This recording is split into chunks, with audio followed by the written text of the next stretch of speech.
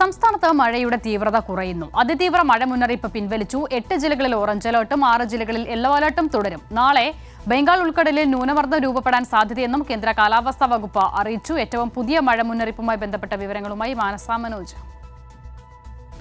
സംസ്ഥാനത്ത് അതിതീവ്ര മഴയ്ക്ക് നേരിയ ആശ്വാസം നൽകുന്ന മുന്നറിയിപ്പാണ് കേന്ദ്ര കാലാവസ്ഥാ വകുപ്പ് ഏറ്റവും ഒടുവിലായി പുറത്തുവിട്ടിരിക്കുന്നത്. ഇന്ന് റെഡ് അലർട്ടുകൾ ഉണ്ടായിരുന്ന ജില്ലകളിൽ റെഡ് അലർട്ട് പിൻവലിച്ചു. അതോടൊപ്പം തന്നെ 8 ജില്ലകളിൽ ഓറഞ്ച് അലർട്ടും ബാക്കിയുള്ള 6 ജില്ലകളിൽ യെല്ലോ മുന്നറിയിപ്പും തുടരുമെന്നാണ് കേന്ദ്ര കാലാവസ്ഥാ വകുപ്പ് വ്യക്തമാക്കിയത്. അതോടൊപ്പം തന്നെ നാളെയും മറ്റന്നാളും 2 ജില്ലകളിൽ മാത്രമാണ് റെഡ് അലർട്ടുകൾ നിലനിൽക്കുന്നത്. പത്തനംതിട്ട, ഇടുക്കി ജില്ലയിലും അതോടൊപ്പം തന്നെ മറ്റന്നാൾ ഇടുക്കി, പാലക്കാട് ജില്ലയിലുമാണ് റെഡ് അലർട്ട് ഉള്ളത്.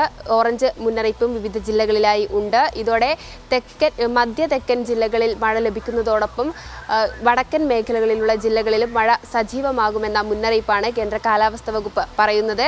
അതോടൊപ്പം തന്നെയാണ് പൊതുജനങ്ങൾ ജാഗ്രത കൈവിടരുത് എന്ന മുന്നറിയിപ്പുണ്ട്.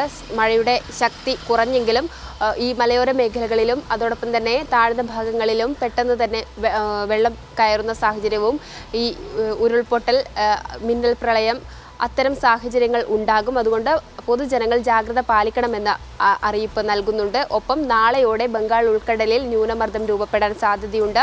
അത് അതിതീവ്രമായി മാറുമ്പോൾ കേരളത്തിൽ മെയ് 31 കാലവർഷം എത്താൻ സാധ്യതയുണ്ട് എന്നും കാലാവസ്ഥാ വകുപ്പ് വ്യക്തമാക്കുന്നു. ഒപ്പം നിലവിൽ തെക്കൻ തമിഴ്നാട് തീരത്ത് ചക്രവാത ചുഴിയും തെക്ക് പടിഞ്ഞാറൻ തമിഴ്നാട് തീരത്ത് ന്യൂനമർദ്ദ പാത്തിയും നിലനിൽക്കുന്നുണ്ട്. അതിന്റെ സ്വാധീന ഫലമായി വരുന്ന 7 ദിവസം സംസ്ഥാനത്ത് അതിശക്തമായ ഇടിമിന്നലോടുകൂടിയ മഴ ഉണ്ടാകുമെന്ന മുന്നറിയിപ്പും നൽകുന്നുണ്ട്.